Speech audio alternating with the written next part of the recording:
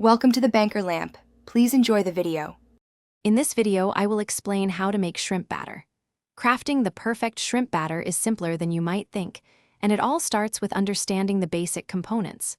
We'll combine common pantry staples like all-purpose flour, cornstarch, and a touch of baking powder for lightness. For the wet ingredients, very cold water or club soda is often preferred, sometimes with an egg for richness. This foundation ensures a wonderfully crispy and flavorful coating for your shrimp. Achieving the right consistency is crucial for a light and airy batter. Begin by whisking your dry ingredients together in a large bowl to ensure even distribution. Then, slowly pour in your very cold liquid, stirring gently with a whisk or fork.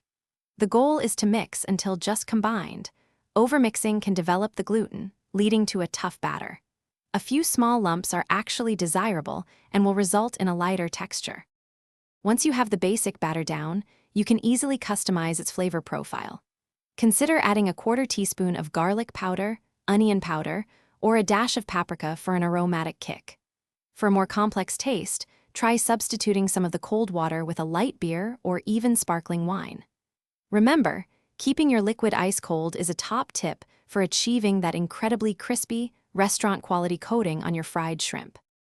Now for the exciting part, coating and frying your shrimp. First, lightly dredge each shrimp in a bit of plain flour. This helps the batter adhere better. Then, dip them into your freshly made batter, ensuring an even coating.